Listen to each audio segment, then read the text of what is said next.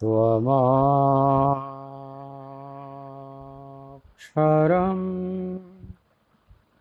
परमं वेदितव्यम्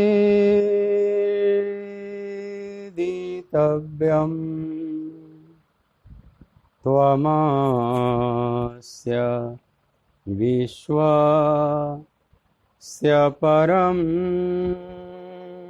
निधानम् त्वमव्ययः शाश्वत धर्मगोप्ता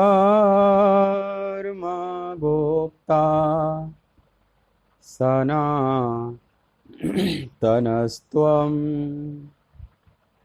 पुरुषो मतो मे। वायुर्यमोऽग्निः वरुणः शशाङ्कः प्रजापतिस्त्वं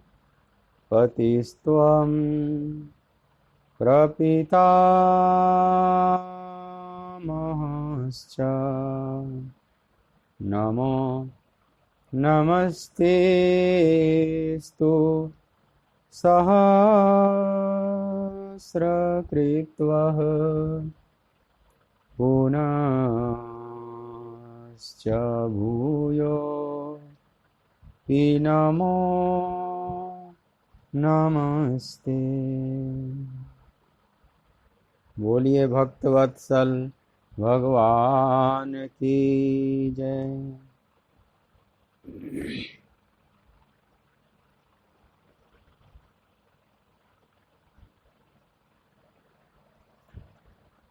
जय जय राधा रमण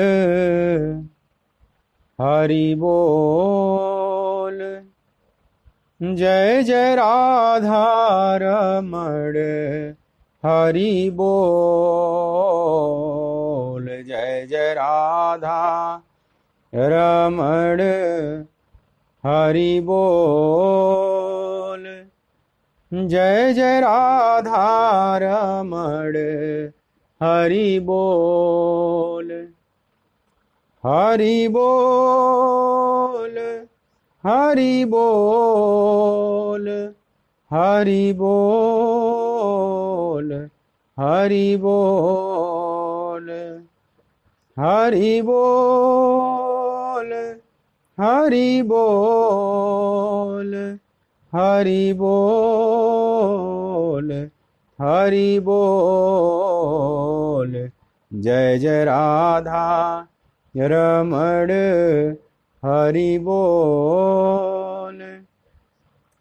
जय जय राधा रमण हरि बोल। जय जय राधा रमण हरि बोल। जय जय राधा रमण हरि बोल। राधे श्यामा राधे श्यामा राधे श्यामा राधे श्यामा। जय जय राधा रमण हरि बोल।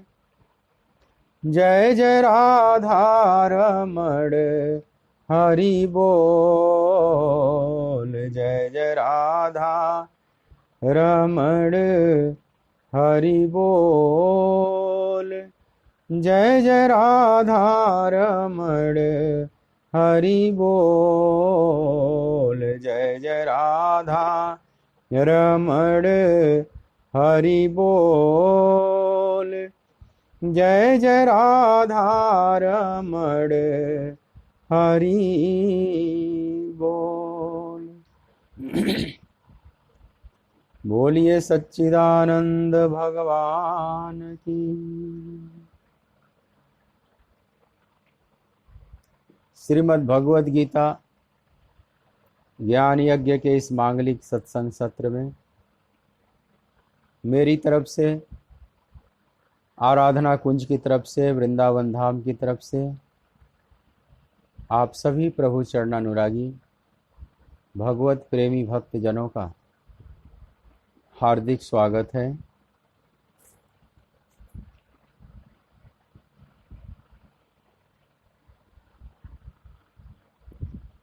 अभी तक जो आपने गीता में बात सुनी कि धृतराष्ट्र के पूछने पर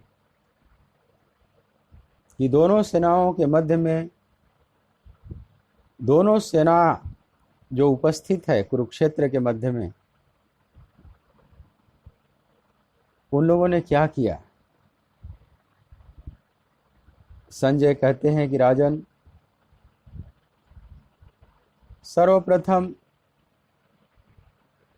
राजा दुर्योधन अपने रथ को लेकर द्रोणाचार्य के पास गए हैं और द्रोणाचार्य को पांडवों की अद्भुत व्यूहाकार खड़ी की हुई सेना को दिखाते हैं। पांडवों की सेना में भीम और अर्जुन के समान, द्रुपद और विराट के समान, युद्धामन्यु और उत्तमौजा के समान, सैव्य और काशीराज के समान, अभिमन्यु और द्रौपदी के पांचों पुत्रों के समान बड़े बड़े महारथी योद्धाओं का नाम गिनाया। फिर अपनी सेना का भी परिचय देता है द्रोणाचार्य से।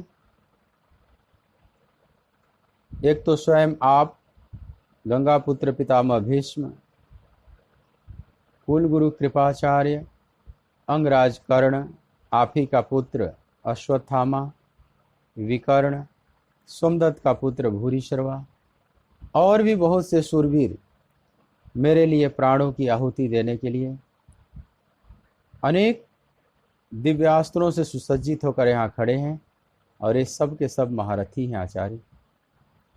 चूंकि हमारी सेना गंगा पुत्र भीष्म पितामह द्वारा रक्षित है और पांडवों की सेना भीम द्वारा रक्षित है, इसलिए हमारी सेना अजेय है, पांडवों की सेना जितने में सुगम है। तो हम लोगों को चाहिए कि सब ओर से अलग अलग मोर्चों पर अवस्थित होकर भीष्म की रक्षा करें और भीष्म हमारी रक्षा करेंगे। यहाँ पर दुर्योधन का वक्तव्य समाप्त हो जाता है गीता में। संजय कहते हैं कि राजन, इसके पश्चात कुरुओं के वृद्ध पितामह भीष्म ने अपनी सेना के अंदर हर्ष उत्पन्न करते हुए सिंह के समान गरजते हुए शंखनाद किया और उनके साथ ही जो और भी अन्यान्य योद्धा महारथी आए हुए हैं, सब ने अलग अलग शंखनाद किया और युद्ध के मैदान में बहुत से वाद्य यंत्र भी बजे। ढोल, नगाड़े, तुरही, भेरी, नरसिंह आदि बाजे, ये सब एक साथ बज उठे और यह शब्द बड़ा भयंकर हुआ।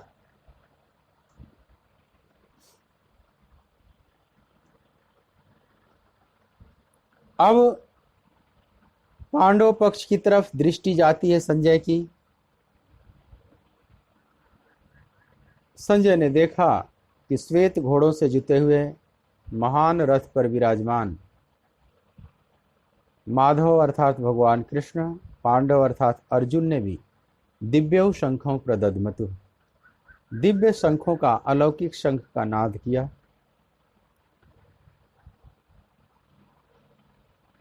जिसमें भगवान कृष्ण ने पांचजन्य नामक शंख बजाया, अर्जुन ने देवदत्त नामक शंख बजाया,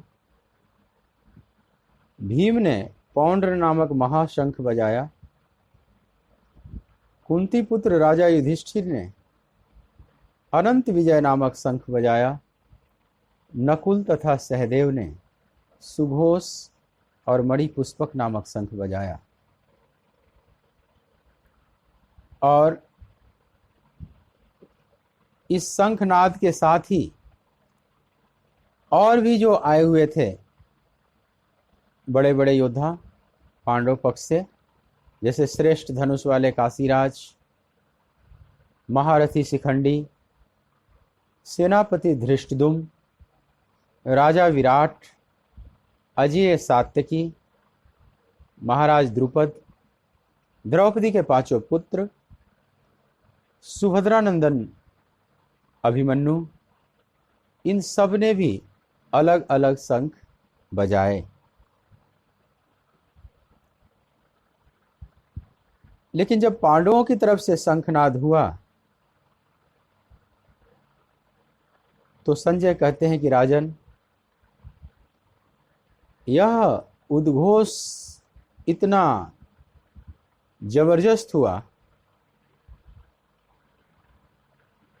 कि आपके जो पुत्र हैं उनके हृदय विदीर्ण हो गए। हृदयानि वेदारयत, उनके हृदय को कंपित कर दिया यह शंखनाद। अंदर से सब हिल गए। जब कौरवों का शंखनाद हुआ तो पांडवों की तरफ से ऐसा कुछ भी नहीं हुआ, उनका हृदय विदीर्ण नहीं हुआ। लेकिन पांडवों ने जब शंखनाद किया तो कौरवों का हृदय विदीर्ण हो गया। और यह बात जो अनुभव कर रहे हैं संजय, प्रत्यक्ष धृतराष्ट्र से कह दे रहे हैं, इस बात को छुपाते नहीं। यद्यपि यह बात धृतराष्ट्र को अच्छी नहीं लग रही, स्वाभाविक है, लेकिन फिर भी संजय कह रहे हैं। शायद संजय की करुणा है इसमें कि अभी भी युद्ध विराम की घोषणा कर दें। शायद इसलिए कटु सत्य भी संजय बोले चले जा रहे हैं। यहां तक युद्ध की सारी औपचारिकताएं पूरी हो गई। अब केवल सेनापति बोलेंगे।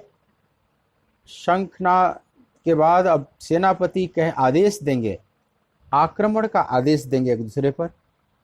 तो सेनापतियों के अंतिम आदेश की प्रतीक्षा कर रही है दोनों तरफ सेनाएं। बिल्कुल अपने क्रांतिक क्षण पर यह युद्ध पहुंच चुका है। लेकिन ठीक युद्ध प्रारंभ होने के क्षण में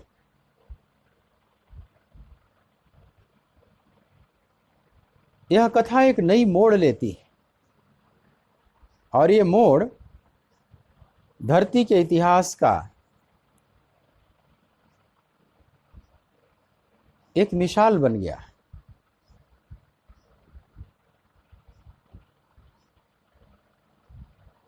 जिस दिन यह युद्ध प्रारंभ हुआ, मार्गशीर्ष महीने के शुक्ल पक्ष की एकादशी। मार्गशीर्ष महीना कहते हैं जो अगहन का महीना है,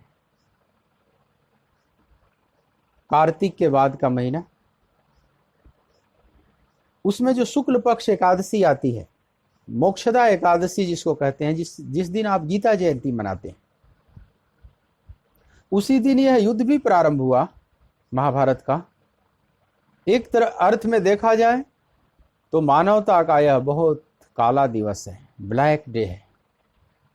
भारतीय इतिहास का एक बहुत बड़ा ब्लैक डे भी कह सकते हैं, क्योंकि महाभारत जैसा भयानक युद्ध प्रारंभ हुआ। ये धरती के भीषणतम युद्धों में से आता है महाभारत युद्ध, जहां पूरा विश्व दो खेमों में बटा हुआ है। समझ लो ये विश्व युद्ध था, ये केवल गृह युद्ध नहीं था, यह विश्व युद्ध था। क्योंकि जो इसमें आए हुए थे योद्धा, महारथी, वो दुनिया के कोने कोने से सब आए हुए थे। जहां पर सभ्यता डेवलप की थी वहां की बात कर, बहुत से ऐसे हैं जहां आज सभ्यताएं बहुत डेवलप की, उन दिनों उतने डेवलपमेंट नहीं थे। अब जैसे साउथ पोल, नॉर्थ पोल के जो इलाके हैं जहां बहुत ठंड पड़ती, वहां पर सभ्यता डेवलप नहीं हुई थी। इसलिए उन देशों का उतना वर्णन नहीं है। अब विज्ञान का आविष्कार हो गया तो वहाँ पर हम अपने रहने लायक व्यवस्था बना लेते हैं। आप अपने कमरे को गर्म कर सकते हैं, वातानुकूलित कर सकते हैं, अपने कार को, अपने सब कुछ कर सकते हैं। विद्युत का जब आविष्कार हुआ, इलेक्ट्रिसिटी जब आई, तो अब तो आप कहीं भी रह सकते हैं, एकदम अंटार्कटिका में भी घर बना के रह सकते हैं, वहाँ भी कोई दिक्कत नहीं। लेकिन वो जो उत्तरी क्षेत्र है, जैसे जैसे नॉर्थ पोल की तरफ हम बढ़ते हैं या साउथ पोल की तरफ, जैसे साउथ पोल में इधर न्यूजीलैंड वगैरह हुआ, ऑस्ट्रेलिया का कुछ भाग हुआ, नॉर्थ पोल में अमेरिका का कुछ भाग हुआ, कनाडा वगैरह, आबादी थी ही नहीं, कनाडा ऐसा वीरान पड़े हुए थे। उधर फिनलैंड, नॉर्वे,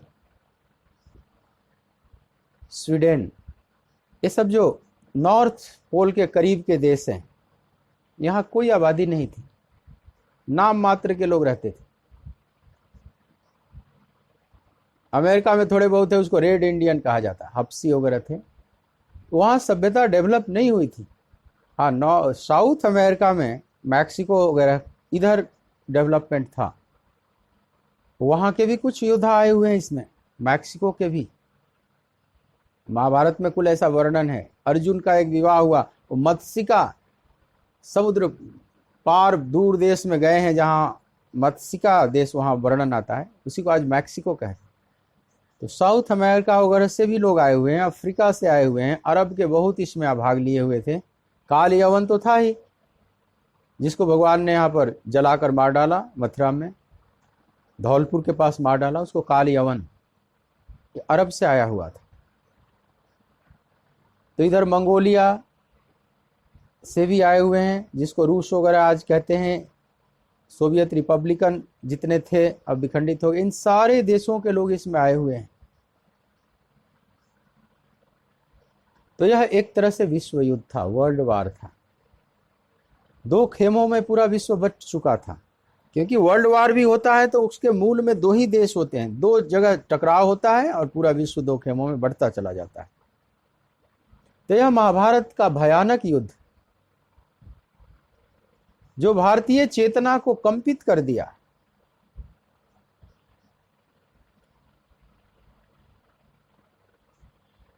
जिस दिन प्रारंभ हुआ, आश्चर्य कि उसी दिन गीता ज्ञान भी प्रकट हो रहा है।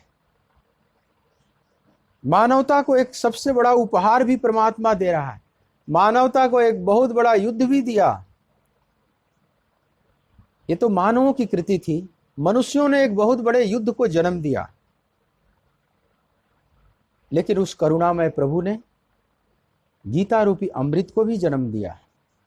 उसी दिन गीता रूपी अमृत प्रकट हो रही है।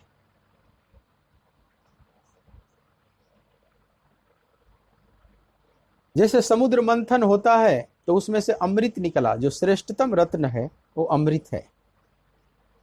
उसी तरह से महाभारत युद्ध का हम मंथन करें तो उसमें श्रेष्ठतम जो अमृत निकला वो है गीता रूपी अमृत, गीतामृतम। तो एक तरफ महाभारत युद्ध के परिणाम को रखें एक पलड़े पर, और दूसरे पलड़े पर गीता रूपी अमृत को रखें, फिर भी तुलना करने पर गीता रूपी अमृत भारी पड़ जाता है।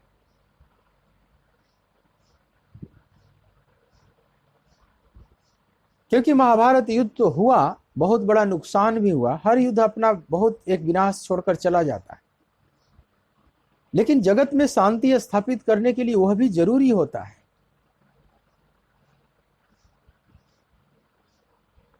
पर एक विनाश तो करके चला ही जाता है। इसलिए भारतीय चेतना बहुत काल तक युद्ध से बचती रही।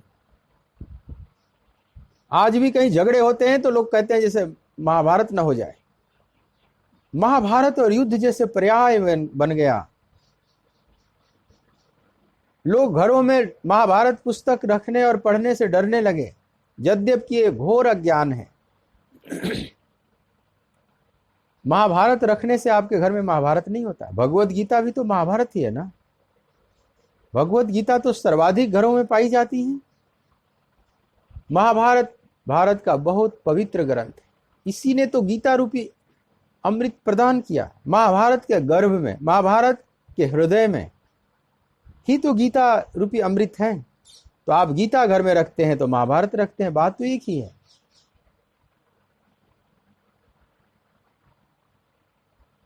जैसे कोई सुंदर कांड घर में रखे और रामचरितमानस न रखे, कहे कि इसमें तो झगड़े हैं, इसमें तो कैकेयी ने उपद्रव किया, बाली सुग्रीव के झगड़े हैं, भाई भाई के भी, रावण विभीषण के भी भाई भाई के झगड़े हैं। झगड़े तो हर शास्त्रों में है, बिना झगड़े का तो कोई शास्त्र ही नहीं होता। कोई इतिहास भी ऐसा नहीं, कोई उपन्यास भी ऐसा नहीं जिसमें झगड़े न हो। यह महाभारत के साथ ही क्यों? हमें कोई भी ऐसा उपन्यास बता दो जिसमें झगड़े न हुए हो। कोई भी फिल्म तुम देखने जाते हो जिसमें एक खलनायक न हो, वो फिल्म बड़े रसहीन हो जाएगी, वो फिल्म देखने जैसी नहीं होगी। ब्लैक बोर्ड, जितना काला बोर्ड होता है उसी पर आप लिखते हैं चौक से तो उतना उभरता है। जितना ब्लैक, जितना काला होगा उतना उभरेगा। खलनायक जितना अपने आसुरीपना को दिखाएगा, प्रदर्शन करेगा, तो नायक उतना ही उभर कर आएगा। रावण जितना ही घोर कर्म करने वाला होगा, राम उतने ही चमकेंगे उस पर। तो हर शास्त्र, हर पुराण संग्राम से भरा हुआ है। जो भी पुराण आप पढ़ेंगे, देवासुर संग्राम, देवता और असुर ही लड़ रहे हैं। ये दोनों सौतेले भाई हैं, देवता और असुर। कौरव पांडव तो फिर भी सौतेले भाई नहीं हैं, ये तो चचेरे भाई हैं। लेकिन आप पुराणों में देवासुर संग्राम, देवता और असुरों की जो लड़ाई है, वो सब सौतेले भाइयों की लड़ाई है। पिता एक ही है, कश्यप। कश्यप की दो पत्नियां हैं, दीति और अदिति। दीति से असुर उत्पन्न हुए, अदिति से देवता उत्पन्न हुए। माँ अलग अलग हैं, पिता एक ही है, तो सौतेले भाई हुए ना। और इन सौतेले भाइयों के झगड़े से पूरा पुराण भरा पड़ा है। यही दोनों मिलकर समुद्र मंथन कर रहे हैं, फिर वहीं पर झगड़े होंगे भयंकर, अनेक बार झगड़े होंगे। इनके बगैर तो पुराण पूरा ही नहीं होता। मैंने तो आज तक कोई पुराण ही ऐसा नहीं देखा जिसमें देवताओं और असुरों के झगड़े न हों। तो जब सब में झगड़े हैं, उसी प्रकार से महाभारत में भी है। ये घर का ही कला है। घर के झगड़े बहुत बड़े झगड़े होते हैं। किसी ने पूछा, टीचर ने पूछा बच्चों से, छोटे क्लास के बच्चे थे, कि बच्चों, तुम लोगों ने जो अभी तक इतिहास में पढ़ा है या जो भी अभी तक जाना है, किसी बड़े युद्ध की बात बताओ, किसी बड़े झगड़े के बारे में बताओ, कोई कहानी सुनाओ किसी बड़े झगड़े की। एक छोटी सी कन्या थी उसमें जो पढ़ रही थी, वह हाथ खड़ा किया और बोली कि मैं बताऊंगी। तो टीचर ने बोला कि बताओ किसी बड़े झगड़े के बारे में। तो उस कन्या ने कहा कि मम्मी पापा के झगड़े, मेरे मम्मी पापा के झगड़े सबसे बड़े झगड़े। टीचर बहुत नाराज हुआ, क्या बकवास कर रही है, बैठ जाओ, ये कोई झगड़ा है? अरे मैं कोई बड़े बड़े झगड़े की बात कर रहा हूं। मम्मी पापा के झगड़े कौन से बड़े झगड़े होते? जब छुट्टी हुई तो बालिका घर पर आई और अपनी बात बताई कि टीचर ने पूछा और मैंने बता दिया कि मम्मी पापा के झगड़े सबसे बड़े झगड़े। और टीचर मेरे को डांट कर बैठा दिया। मेरे को तो इससे बड़ा कोई झगड़ा दिखाई नहीं पड़ता। तो उसके पापा ने कहा कि तुम जाकर पूछना कल उस टीचर से कि इस मम्मी पापा के झगड़े से भी अगर कोई बड़ा झगड़ा है तो मेरे को तुम बताओ।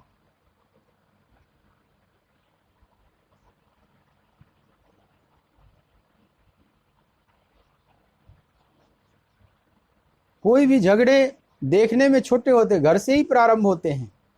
हर झगड़ों के मूल में देखोगे तो घर से ही प्रारंभ होते हैं। मम्मी पापा के झगड़े जैसे ही होते हैं, पति पत्नी के झगड़े जैसे ही होते हैं, और वो झगड़े बड़े रूप लेते चले जाते। कोई भी आग लगती है, कहीं अग्निकांड होता है, तो एक ही बार इतनी बड़ी अग्नि नहीं भभक जाती। उसके मूल में एक छोटी सी चिंगारी छुपी हुई है, बहुत छोटी सी चिंगारी। शायद एक आप कहीं कोई गैस लीक हो गया कमरे में, या किसी ने स्विच को ऑन ऑफ कर दिया। स्विच को ऑन ऑफ या ऑन करने में कितनी छोटी स्पार्किंग होती है। उस बोर्ड के अंदर एक बहुत छोटी सी स्पार्किंग होती है, जितना आपके लाइटर में होता है जब गैस जलाते हो लाइटर से, उससे भी छोटी, और उतना ही से भभक कर पकड़ लेती है आग।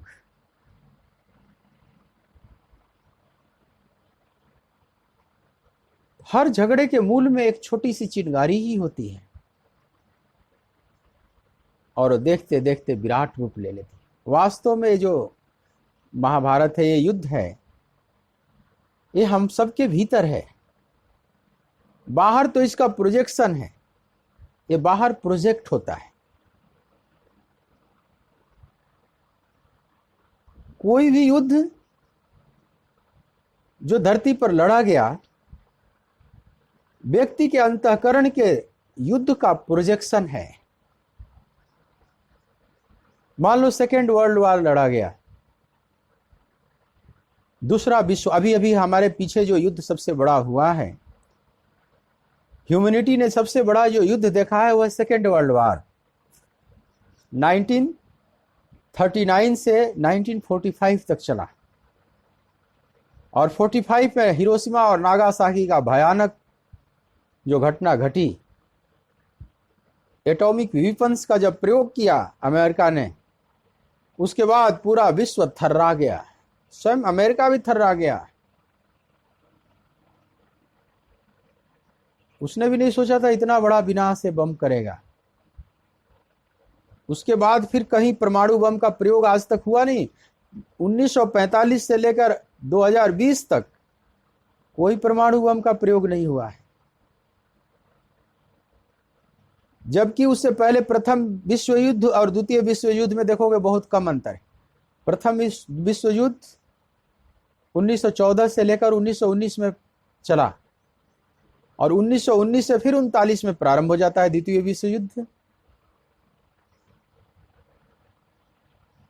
मतलब 20 साल का फासला है। मात्र 20 साल में दो बड़े बड़े महायुद्ध लड़ा इस पृथ्वी ने, मात्र 20 साल के। और उसमें कितने बड़े बड़े गृह युद्ध हुए। रूस जो क्रांति है, रशियन रिवॉल्यूशन जो हुआ,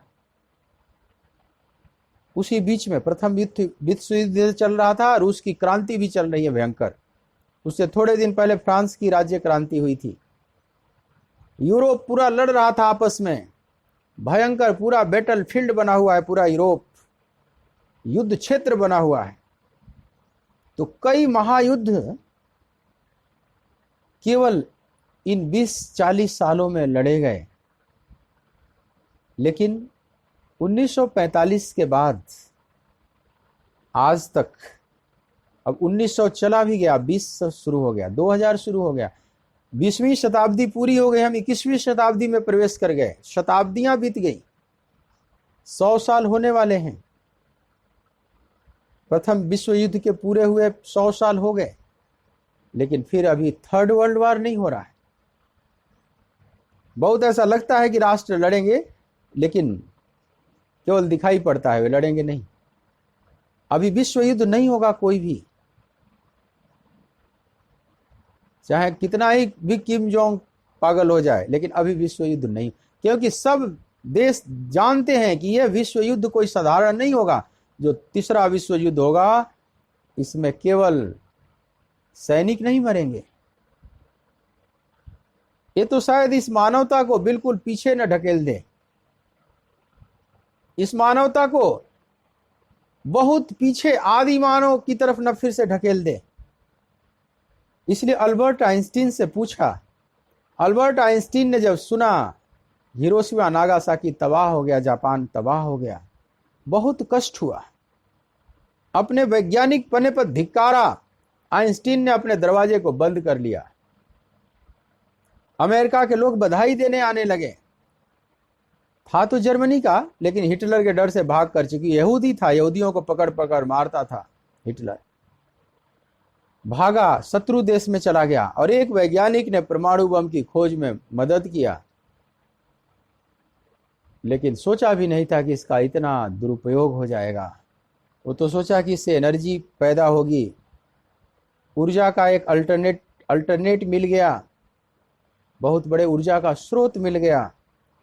लेकिन जब इतने लोग मरे, अमेरिका में खुशी की लहर दौड़ गई, लोग बधाई देने आइंस्टीन को जाने लगे। आइंस्टीन ने द्वार बंद कर लिया, बोला कि आज मानवता का काला दिवस है और धिक्कार है हमारे वैज्ञानिक पना पर, हम लोगों ने क्या दिया। बाद में कुछ लोगों ने उससे पूछा कि मिस्टर अल्बर्ट आइंस्टीन, यदि मान लो फिर से आपका जन्म हो, यद्यप कि पुनर्जन्म का सिद्धांत नहीं है ईसाइयों में, यहूदियों में, लेकिन किसी ने पूछा कि मान लो फिर से भगवान एक जन्म दे तुझे, तो क्या बनना पसंद करोगे? आइंस्टीन ने बोला कि आइंस्टीन तो कभी नहीं, मैं अल्बर्ट आइंस्टीन बनना कभी पसंद नहीं करूंगा। बड़ा आश्चर्य हुआ लोगों को, दुनिया का इतना सम्मानित वैज्ञानिक और फिर से आइंस्टीन नहीं बनना चाहते, ऐसा क्यों? बोला कि मैं एक प्लम्बर बनना पसंद करूंगा, लेकिन आइंस्टीन नहीं। आइंस्टीन अपने विशाल लेबोरेटरी में बैठकर कभी कभी देखते थे कि एक छोटा प्लम्बर सुबह सुबह आता था, कुछ औजार लेकर आता था, जो नल टोटी वगैरह की फिटिंग करता था, जहां जहां गड़बड़ी थी ठीक करता था, शाम को फिर चला जाता। उस पर जब दृष्टिपात करता था आइंस्टीन, तो देखता था कि मेरे से तो इसका जीवन सुखी है,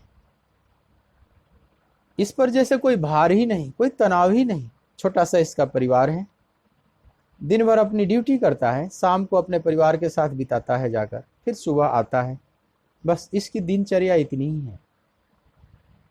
हम लोग वैज्ञानिक हैं, दिन रात अनुसंधान में लगे रहते हैं, सूक्ष्म खोज करते हैं, लेकिन हमने क्या दिया? पूरे मानवता को हमने क्या दिया? एक महाविनाश।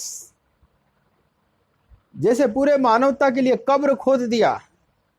अब हमने जो आविष्कार किया है यही भस्मासुर बन जाएगा, यही परमाणु बम इस मानवता के लिए भस्मासुर बनेगा और इसी में मानवता दफनाई जाएगी। हमने यही दिया ना। बहुत ग्लानि से भरा हुआ था आइंस्टीन, बोला कि अब ऐसा वैज्ञानिक बनना मैं कभी नहीं पसंद करूंगा, अगर भगवान मुझे दूसरा अवसर दे तो। उस आह से मुक्त नहीं हुए, इसी आह में उन्होंने शरीर छोड़ा।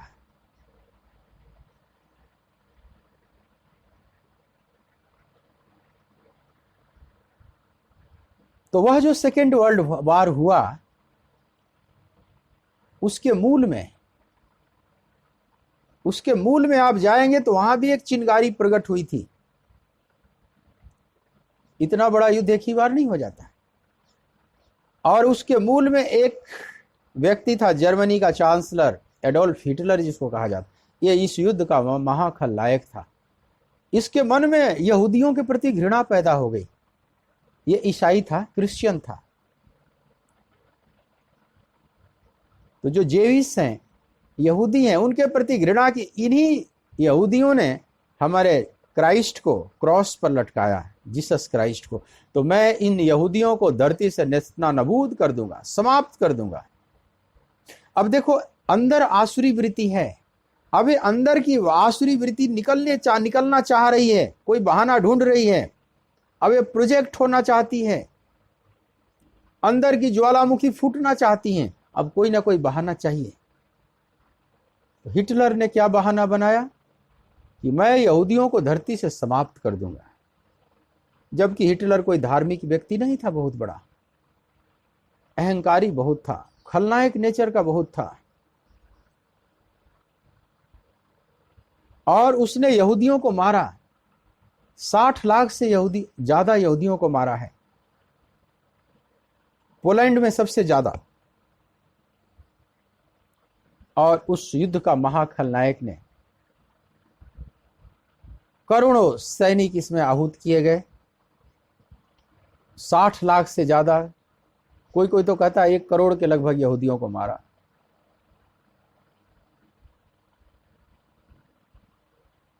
और मूल में एक घृणा कि यहूदी हैं, मैं ईसाई हूं, यहूदी को नहीं रहने दूंगा। और आज भी जितने कुल आतंकवादी घटनाएं देखेंगे, बड़े बड़े बम ब्लास्ट होते हैं, कम्युनल राइट्स होते हैं, इसके मूल में बात इतनी है, मेरा धर्म बड़ा, सामने वाला का धर्म छोटा। यह जो मेरा धर्म बड़ा, मेरा संप्रदाय बड़ा, मैं बड़ा, यह जो अहंकार पकड़ लेता है और दूसरों के प्रति घृणा का भाव आ जाता है, इसने जितना धरती को रक्त रंजित किया है, धरती को विषाक्त करने में, नरक बनाने में, यह सांप्रदायिक भेदभाव ने जितना काम किया है, उतना और किसी भी चीज ने नहीं किया है। तो सेकेंड वर्ल्ड वॉर केवल भूमि को लेकर नहीं हुआ था, इसके मूल कारण में था द्वेष, एक धार्मिक द्वेष। फर्स्ट वर्ल्ड वॉर में भी जब जार का शासन समाप्त हुआ, जब रशियन रिवॉल्यूशन हुआ, उसमें भी जो जार निकोलस द्वितीय था, उसके पूरे परिवार को समाप्त कर दिया गया लेनिन इत्यादि की सेना ने। और पूरा वहां धर्म का विनाश, धर्म सुनाई नहीं खाना, पूरा नास्तिक देश हो गया रूस, वहां भी धर्म को नष्ट किया गया। तो आप देखेंगे किसी भी युद्ध के मूल में कोई बहुत छोटी बातें होती हैं, लेकिन बातें छोटी होती हैं, लेकिन अंदर से द्वेष बहुत बड़ा होता है, अज्ञानता बहुत बड़ी होती है, अहंकार बहुत बड़ा होता है, अंदर का जो जेलस है, बहुत बड़ा ईगो है, यही समय पाकर बाहर निकलता है और एक महायुद्ध को जन्म देता है। और ये महायुद्ध धरती पर मनुष्य के अज्ञानता के साथ चलते ही रहेंगे जब तक मनुष्य अज्ञानी रहेगा। मेरे देखे ये युद्ध कभी समाप्त नहीं होंगे, मनुष्य के अज्ञानता के साथ यह युद्ध चलते ही रहेंगे, लेकिन उसके मूल में बहुत छोटी घटनाएं ही होती। मैंने सुना है एक बार एक पति पत्नी शादी हुई, पहले ही दिन जब अपने कमरे में हुए तो बहुत से गिफ्ट आए हुए थे। तो दोनों ने सोचा कि एक आध गिफ्ट को खोलकर देख लेते हैं। इतने सारे गिफ्ट तो सारे नहीं खोलेंगे, लेकिन एक गिफ्ट को देखें खोलकर। जो सबसे बड़ा गिफ्ट था, बड़ा सुंदर, लड़के ने उसको उठाया और अपनी बीवी को कहा, अभी पहले ही दिन की बात है, तो अपनी बीवी को बोला कि जरा चाकू लाओ, इसके फीते को काटते हैं। तो लड़की बोल पड़ी कि इतना सुंदर गिफ्ट है, इतने सुंदर फीते हैं, इतना सुंदर सजाया गया है, इसको चाकू से नहीं कैंची से काटते हैं। तो लड़का बोला, अरे क्या फर्क पड़ता है, चाकू से ही काट दें तो क्या फर्क पड़ता है, काटना ही तो है। बोली कि नहीं नहीं, इसको कैंची से काटिए, इस फीते को कैंची से काटिए, चाकू से नहीं। लड़का बोला, अरे क्या फर्क पड़ता है, चाकू से काट देने में क्या, लाओ चाकू ही लाओ, फर्क क्या पड़ता है। बोली नहीं नहीं, आप कैंची से काटिए, मेरे पापा के यहाँ बड़े बड़े गिफ्ट आते थे, ऐसे सुंदर गिफ्ट के फीते कैंची से काटे जाते। अब पापा का नाम ले ली, मायके का थोड़ा स्वाभिमान प्रदर्शन की, तब लड़के का भी इधर फन काट दिया, इसके भीतर का भी अहंकार अपना फन काट लिया। बोला अच्छा, ये तो अब पूरे पापा की बात हो गई, 2 वंशों की बात हो गई, माने हमारा वंश असभ्य है। लड़का ऐसा मन में सोचा कि जैसे हम लोग असभ्य हैं, कोई ट्राइबल हैं, कोई जंगली हैं, गिफ्ट काटना हम लोग नहीं जानते, गिफ्ट खोलने का हमें तरीका नहीं पता। कन्याओं में प्राय होता है ये जो घर का मायके का जो स्वाभिमान है ये जल्दी टूटता नहीं, इसको टूटने में बरसों बरस लग जाते हैं। कईयों को तो बुढ़ापे तक पीछा करते रहता है। पति पत्नी में झगड़ा होगा तो वो अपने मायके का पक्ष लेगी, अपने मायके का ही गुणगान गाएगी, चाहे बूढ़ी हो गई है तो भी, वो दादी माँ बन चुकी है तो भी अपने मायके के सभ्यताओं को ज्यादा बढ़ चढ़ कर बताए।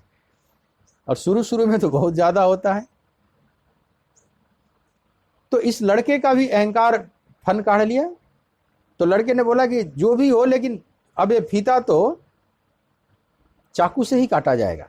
बोली कि नहीं, इसको कैंची से काटिए। अब तो हुआ कि पहले निर्णय हो जाए कि चाकू या कैंची। गिफ्ट वहीं पर छोड़ दिया। नाराज होकर दोनों सो गए। थोड़ी देर के बाद लड़के ने सोचा कि जरा अब देखें कहीं आग ठंडी तो अब हो गई है, अभी भी गर्म है। पूछा कि लाओ चाकू, गिफ्ट का फीता काटते हैं। बोली कि नहीं, कैंची से काटेंगे। लड़के ने देखा कि अरे अभी भी लोहा गर्म है पूरा।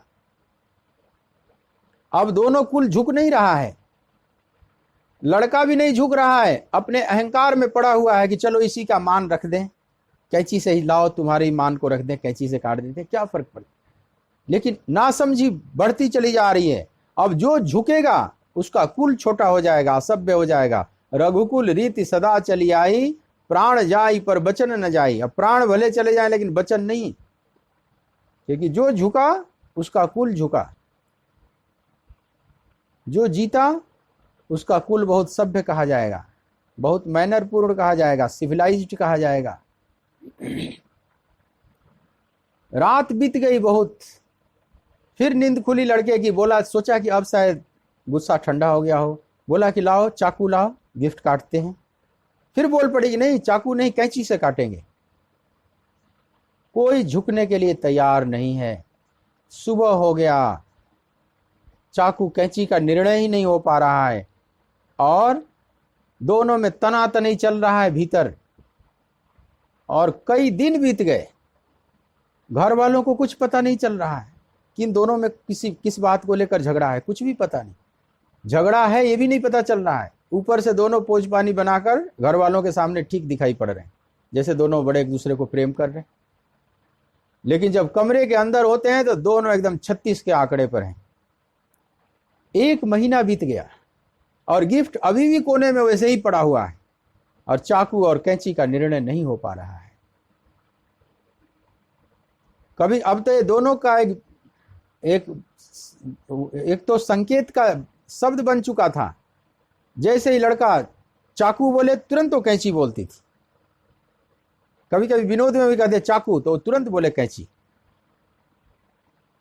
अब दोनों का अहंकार देखो कैसे स्पार्किंग कर रहा है, कोई झुकना नहीं चाह रहा है। एक दिन संध्या को काले काले बादल छाए। दोपहर के बाद थोड़ा मौसम बढ़िया हुआ, ठंडी हवाएं चलने लगी, काले बादल आ गए। लड़का बड़ा टेंशन में है, अंदर से टूट गया है। सोचता है कि जीवन बर्बाद हो गया, जीवन नरक हो गया है। और जीवन बर्बाद हुआ कैसी चीजों पर? तो चाकू और कैंची पर, बिना मतलब की बात पर, चाकू और कैंची पर जीवन बर्बाद होता चला जा रहा है।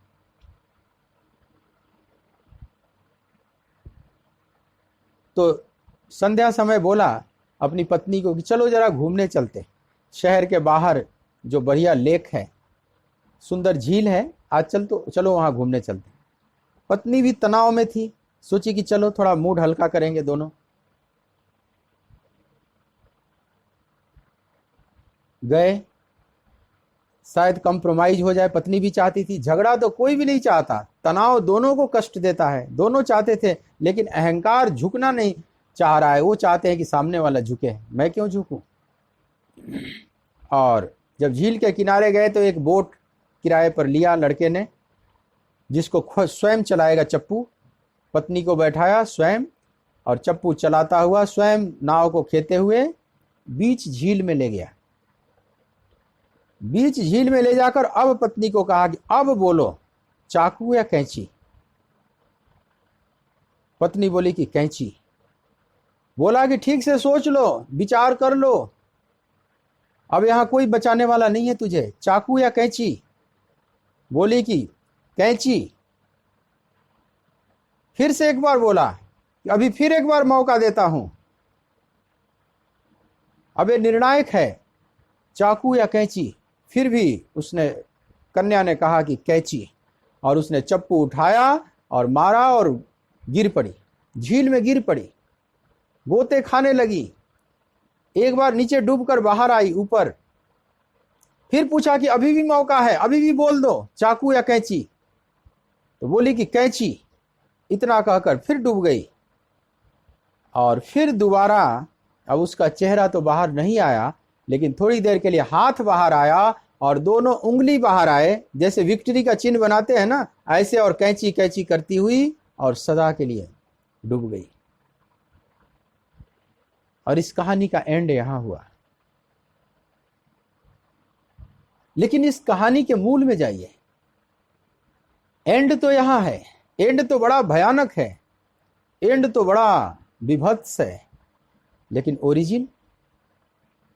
ओरिजिन तो बड़ा हास्यास्पद है, बड़ा हंसने जैसा है कि बताओ ये बड़े नासमझ हैं, बड़े मूर्ख हैं, बताओ चाकू और कैंची पर झगड़े कर लिए। अरे वो चाकू से काट रहा था तो पत्नी बोलती ठीक है चाकू से ही काट लो, कोई बात नहीं।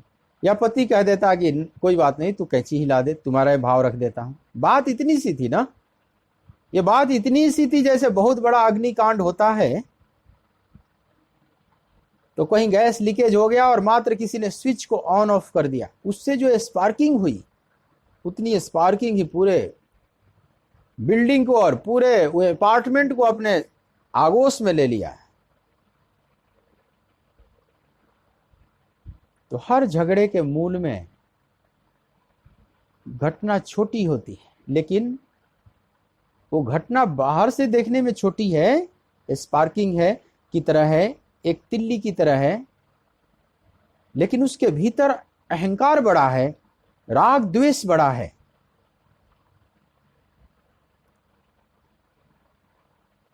दुर्योधन अपमानित महसूस किया अपने आप को।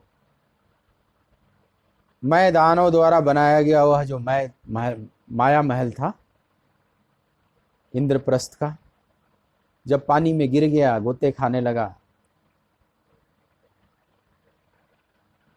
द्रौपदी का वह वचन, अंधे के पुत्र अंधे ही होते। बात तो इतनी सी थी, देवर और भाभी में कई बार विनोद चलते हैं, कोई बड़ी बात नहीं थी।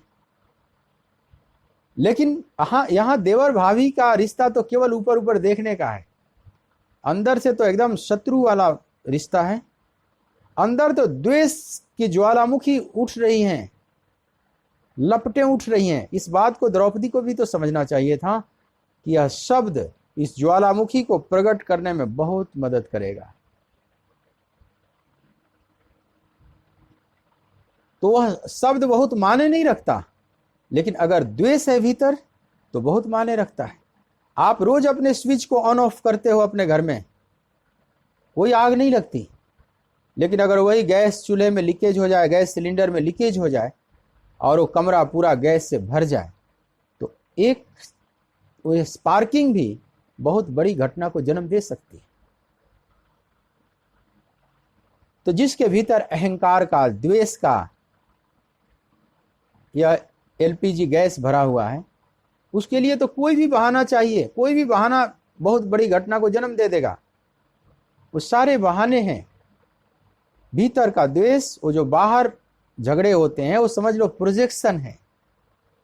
तो मनुष्य जब तक अज्ञानी है, अहंकारी है, द्वेषी है, तब तक यह महाभारत युद्ध समाप्त नहीं होगा धरती से। हर व्यक्ति के भीतर यह महाभारत का युद्ध चल रहा है। हर व्यक्ति का हृदय एक बैटल फील्ड है, कुरुक्षेत्र है, रणभूमि है, जहां दैवी और आसुरी वृत्तियों का भयानक संघर्ष है। और उसी संघर्ष का प्रोजेक्शन है बाहर। महाभारत युद्ध बाहर जरूर हुआ, कुरुक्षेत्र में घटना घटी, ऐतिहासिक रूप से घटी, लेकिन कुरुक्षेत्र में तो बाद में आकर प्रोजेक्ट होती है। कुरुक्षेत्र एक पर्दा है, समझ लो, उस पर एक फिल्म प्रोजेक्ट हो रहा है, लेकिन यह जो रील है वो तो दुर्योधन के मन में चल रहा है। एक तरफ आसुरी वृत्तियों का रील दुर्योधन और कौरवों के मन में चल रहा है, शकुनी के मन में चल रहा है, इधर दैवी वृत्तियों का रील पांडवों के मन में चल रहा है, और इन दोनों रील मिलकर मिश्रित होकर और प्रोजेक्ट हो रहे हैं कुरुक्षेत्र में।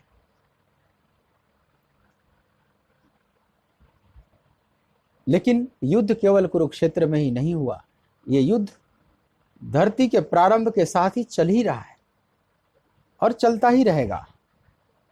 इसलिए महाभारत में केवल युद्ध हुआ, और बहुत लोग महाभारत नहीं पढ़ते, घर में नहीं रखेंगे, ये एक भयानक अज्ञानता है। मेरे देखे उल्टी बात है, महाभारत पढ़ने से युद्ध कम होता है, आपके घर में शांति होगी।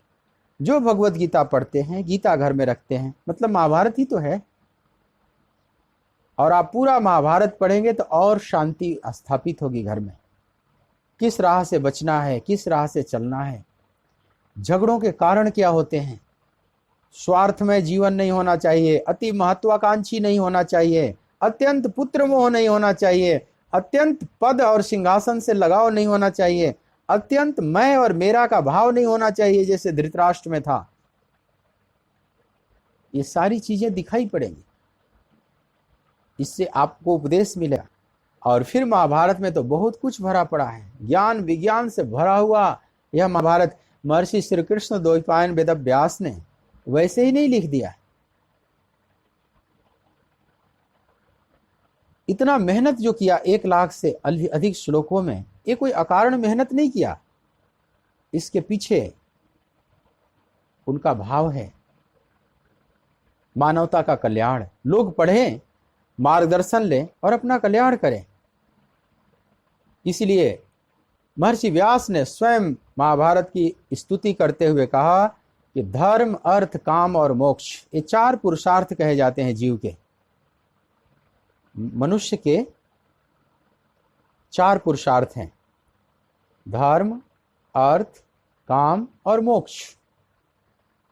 इन चारों पुरुषार्थों से संबंधित अगर दुनिया में कोई भी कहीं भी कोई बात की गई है, वो सारी बातें महाभारत में की गई, और जो बातें महाभारत में नहीं की गई हैं वो कहीं भी नहीं है।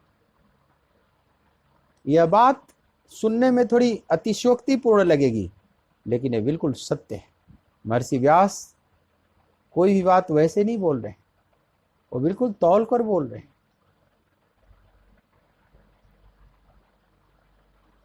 तो यह युद्ध हुआ,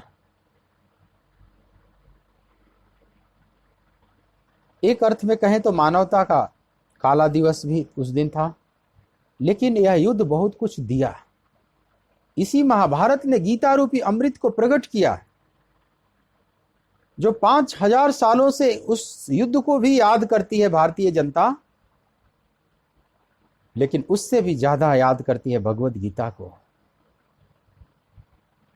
घर घर में पाठ होता है, लोग चिंतन करते हैं, लोग मंथन करते हैं। और केवल भारत ही नहीं, भारत के बाहर भी जितने अच्छे दार्शनिक हुए, जो ओपन माइंडेड दार्शनिक हुए, उदारवादी दार्शनिक हुए, वे सब गीता को बड़े आदर से पढ़ते हैं। दुनिया के हर पुस्तकालयों में, लाइब्रेरीज में आप जाएंगे तो गीता आपको, कैटलॉग में आप चेक करेंगे तो गीता अवश्य मिलेगी, और कई प्रकार की गीता मिलेगी, कई लोगों द्वारा कमेंट्रीज की हुई गीता मिल जाएगी। ये वो ग्रंथ है जिस पर सबसे अधिक टीकाएं लिखी गई, सबसे ज्यादा भाष्य लिखे गए, 8500 से टीकाएं ज्यादा अभी अनेक भाषाओं में मिलाकर अभी उपलब्ध हैं, और कितनी इसमें अनुपलब्ध हैं जिसकी गिनती नहीं है। और ये टीकाओं का क्रम चलता रहेगा, इस पर कमेंट्रीज होती ही रहेगी, एक क्रम कभी रुकेगा नहीं। इसीलिए गीता की चमक है, इस पर विचार चलते ही रहेंगे, गीता हमेशा चमकती रहे। वैज्ञानिक आविष्कार के साथ ही अनेक ग्रंथों से लोगों का मन मुड़ गया, खासकर पश्चिम में, यूरोप में, अमेरिका में जब वैज्ञानिक आविष्कार होते गए तो उनके जो अपने ग्रंथ हैं, बहुतों को संशय होने लगा उस पर, इसलिए बहुत नास्तिक से हो गए। वैज्ञानिक आविष्कारों से मेल नहीं खा रहा है। लेकिन इन वैज्ञानिक आविष्कारों में भी भगवत गीता और चमकती चली जा रही है। बड़े बड़े वैज्ञानिक इसको पढ़ते हैं। अभी भारत के राष्ट्रपति भी हुए पूर्व, बड़े वैज्ञानिक भी एपीजे अब्दुल कलाम। जबकि जन्म हुआ महाकट्टरपंथी धर्म में, विश्व के सबसे संकीर्ण धर्म में जन्म हुआ। इस्लाम सबसे संकीर्ण धर्म है दुनिया का, सबसे ज्यादा आतंकवादी पैदा किया है, सबसे ज्यादा खून से हाथ इसके रंगे हुए हैं। ये पूरा विश्व अब जानता है। पहले शायद कम जानता था, भारत तो सदा से जानता है, लेकिन अब पूरा विश्व जानता है। स्वीडन जैसा देश जहां आज सबसे अब दंगे शुरू हो गए, ये स्वीडन, फिनलैंड, नॉर्वे ऐसे कुल देश हैं जो कभी दंगे फसाद नहीं जाने, कम्युनल राइट नहीं जानते थे, बड़े उदारवादी अपने को कहते थे, और उदारवादी बनने का दंड भोग रहे हैं। इन लोगों ने शरणार्थियों को, मुस्लिम शरणार्थियों को अपने यहाँ जगह दे दिया, और आज स्वीडन दंगों की लपट में, अभी थोड़े दिन पहले भयानक दंगों की लपट में जूझ रहा है। वहां के सेना को, सरकार को समझ में नहीं आ रहा है कहां से आ गया। समझ में आएगा थोड़ी देर, सबको आएगा। अब जर्मनी को समझ में आने लगा, फ्रांस को समझ में आने लगा, अमेरिका समझ गया है, इसलिए चाक चौबंद कर रहा है चारों तरफ से। कनाडा वगैरह को भी समझना पड़ेगा, थोड़ा टाइम लगेगा, लेकिन ये सब समझेंगे। जो दंड भारत भोग रहा है 1000 सालों से, इससे कोई भी नहीं बचेगा, क्योंकि ऐसा एक संकीर्ण संप्रदाय फैलता जा रहा है, दीमक की तरह ऐसे पूरे इस ग्लोब में लगता चला जा रहा है कि यह ग्लोब पृथ्वी माता रूपी वृक्ष में जैसे ये संकीर्ण धर्म रूपी दीमक उसको खा रहा है। उस धर्म में, संकीर्ण धर्म में पैदा हुआ एपीजे अब्दुल कलाम, एक वैज्ञानिक मानसिकता का व्यक्तित्व, और ये भगवत गीता से बहुत प्रेम करते थे, गीता पढ़ते थे हमेशा, क्योंकि वैज्ञानिक चेतना है। वो देखता था कि इसमें तो ऐसी ऐसी बातें हैं जो बिल्कुल मतलब मन को संतुष्ट करती है, बुद्धि को संतुष्ट करती है। कपोल काल्पनिक बातों का इसमें जगह नहीं है। तो वैज्ञानिक आविष्कार के साथ ही यह गीता का जो ज्ञान है और चमकता चला जा रहा है, और यह गीता महाभारत के हृदय में है। तो हम महाभारत कितना सम्मानित है, जिसके हृदय में भगवत गीता रूपी अमृत है, वह महाभारत कितना सम्मानित है। तो जिस भगवत गीता में हम प्रवेश कर चुके हैं, समझ लो महाभारत की कथा पूरी हुई। दोनों तरफ सेनाएं आमने सामने डटी हैं, शंखनाद हो गया, सेनापतियों का अंतिम आदेश। अब इसी की प्रतीक्षा में सेनाएं खड़ी हैं, उतावली, लेकिन ये कथा अब यहीं पर रुक जाएगी। जब तक भगवत गीता पूरी नहीं होगी, महाभारत की कथा यहीं पर समझ लो स्टॉप। क्योंकि अब जो कथा शुरू होगी, अब वो कथा आगे नहीं बढ़ेगी, अब वो तो ज्ञान का प्रसंग, अब कृष्ण और अर्जुन के बीच का संवाद आगे बढ़ेगा। महर्षि व्यास की भी लेखनी यहां रुक जाएगी, अब वो ज्ञान विज्ञान के प्रसंग को लेखनी वर्णन करेगी। महर्षि व्यास भी आश्चर्यचकित होकर इस कथामृत का पान करने लगे, बड़े रोमांचित होने लगे। जो प्रत्यक्ष इस कथा के साक्षी थे वे महर्षि व्यास हैं, संजय हैं, अर्जुन हैं और भगवान कृष्ण हैं। ये प्रत्यक्ष उसमें भाग लिए हुए हैं। महर्षि व्यास बड़े रोमांचित हो रहे हैं कि अब महाभारत के लिए एक बहुत बड़ा अमृत भी मिल गया। मानवता का काला दिवस ही नहीं, मानवता का स्वर्णिम दिवस भी प्रारंभ हो गया, गोल्डन डे भी, डायमंड डे भी प्रारंभ हो गया, क्योंकि गीता रूपी अमृत अब मिलेगा। महाभारत धन्य हो जाएगा। सनातन धर्म का श्रेष्ठतम ग्रंथ प्रकट हो रहा है। बड़े बड़े मनीषी इसमें गोते लगाएंगे। कुछ ऐसा जादू भरा हुआ है, जाने क्या जादू भरा हुआ भगवान तुम्हारी गीता में, जाने क्या जादू भरा हुआ। भगवान तुम्हारी गीता में, मन चमन हमारा हरा हुआ। मन चमन हमारा हरा हुआ। भगवान तुम्हारी गीता में, जाने क्या जादू भरा हुआ। भगवान तुम्हारी गीता में। जादू इसलिए भरा है कि जादूगर बड़ा बड़ा है। कृष्ण जैसा जादूगर इस धरती पर नहीं हुआ। सबके मन को जो खींचने वाले करसती स कृष्ण है, इतना बड़ा जादूगर है। इसलिए बोलने की कला है, जैसे गागर में सागर भर दिया। थोड़े शब्दों में बहुत से बातों को रख देना, ये कृष्ण का ही बस की बात थी। ऐसा जादूगर धरती पर नहीं हुआ। बड़े बड़े मनीषियों को भी अपनी तरफ आकर्षित कर लिया। जब शोक मोह से घिर जाए, तब गीता वचन हृदय लाए। जैसे अर्जुन का हृदय शोक से भर गया, मोह से व्याप्त हो गया। हम भी महाभारत के युद्ध में सब खड़े हैं। पूरा जीवन ही महाभारत है। दैवी और आसुरी वृत्तियों का संघर्ष है। कई बार हम भी ऐसे घिर जाते हैं जहां निर्णय लेना कठिन पड़ता है कि धर्म क्या है, अधर्म क्या है। जब आप ऐसे मोड़ पर खड़े हो जाए जहां निर्णय लेना बड़ा कठिन पड़ रहा है, अर्जुन की तरह, तो आप भी अर्जुन की तरह भगवान के शरण में समर्पित कर दें।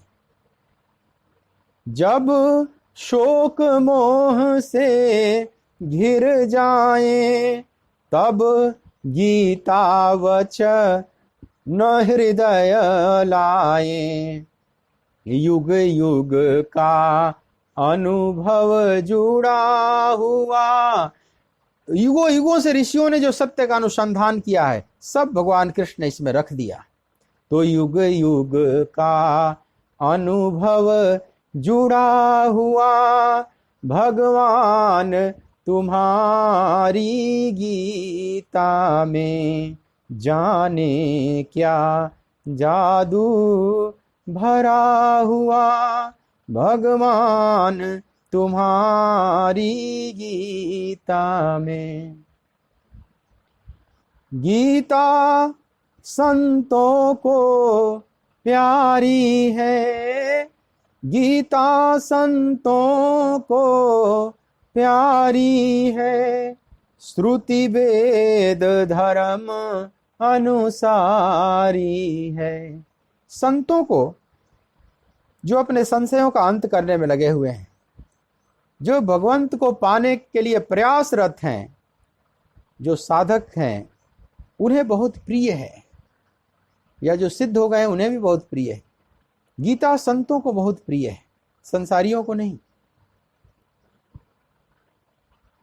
संसारी माने मैं गृहस्थ की बात नहीं कर रहा हूं। गृहस्थ में भी संत होते हैं जो भगवान की तरफ लगे हुए हैं। वो संत, उनको गीता बहुत प्रिय है। और श्रुति वेद धर्म अनुसारी है। श्रुति जो वेद हैं उनको फॉलो करती है। वेदों से अलग बात नहीं गीता ने किया है। समझ लो, वेदों का ही आधुनिक संस्करण है गीता। आधुनिक भाषा में वेद की भाषा जो है बहुत पुरानी है, तो उसका आधुनिक संस्करण है गीता। एक नए अंदाज में भगवान ने उसी बात को कहा। तो गीता संतों को प्यारी है। श्रुति वेद धर्म अनुसारी है। जीवन का सार है भरा हुआ। भगवान तुम्हारी गीता में, जाने क्या जादू भरा हुआ। भगवान तुम्हारी गीता में, मन चमन हमारा हरा हुआ, भगवान तुम्हारी गीता में जाने क्या जादू भरा हुआ, भगवान तुम्हारी गीता में। तो जादू भरा हुआ है, इसीलिए बड़े बड़े मनीषी भी लुभाए रहते हैं गीता की तरफ, आकर्षित रहते हैं। उस गीता में हम प्रवेश कर चुके हैं। 20वें श्लोक से ठीक ठीक गीता प्रारंभ होती है।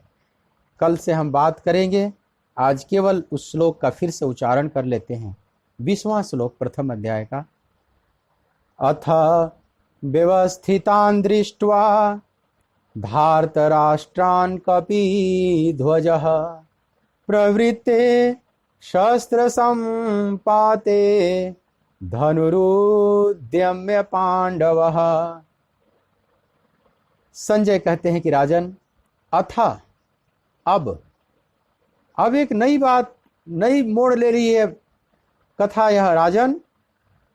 सब कुछ व्यवस्थित जब हो गया, सब कुछ व्यवस्थित देखकर कपिध्वज पर बैठा हुआ हनुमान जी जिसके रथ पर विराजमान हैं, जिसके ध्वजा पर, उस रथ पर बैठे हुए अर्जुन, जो कुंती पुत्र अर्जुन हैं, आपके पुत्रों द्वारा सुसज्जित सेना को देखकर, धार्तराष्ट्रान धृतराष्ट्र पुत्रों द्वारा सुसज्जित सेना को देखकर प्रवृत्ते शस्त्र संपाते, ठीक शस्त्र चलने की तैयारी के क्षण में भगवान कृष्ण भगवान ऋषिकेश से कुछ कहना प्रारंभ करता है। अर्जुन कुछ कहना प्रारंभ करता है। क्या कहना प्रारंभ करता है? कपिध्वज कौन है? हनुमान जी क्यों इस रथ पर आए हुए हैं? इन सब बातों पर हम कल विचार करेंगे। आप सभी समय से आनंद लेंगे। आइए 1 मिनट कीर्तन मेरे साथ और वाणी को विराम दूं। गोविंद बोलो, हरि गोपाल बोलो, गोविंद बोलो, हरि गोपाल बोलो, गोविंद बोलो, हरि गोपाल बोलो, गोविंद बोलो बोलो गोपाल बोलो, राधा रमण हरि गोपाल बोलो, राधा रमण हरि गोपाल बोलो, राधा रमण हरि गोपाल बोलो। बोलिए भक्तवत्सल भगवान की, सच्चिदानंद भगवान की। ओ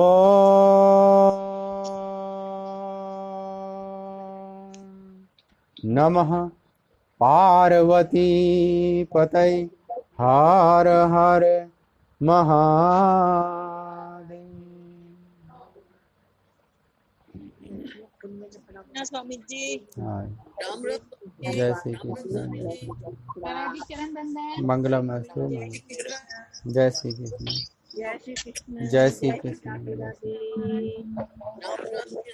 जय श्री कृष्ण, जय श्री कृष्ण, जय श्री कृष्ण।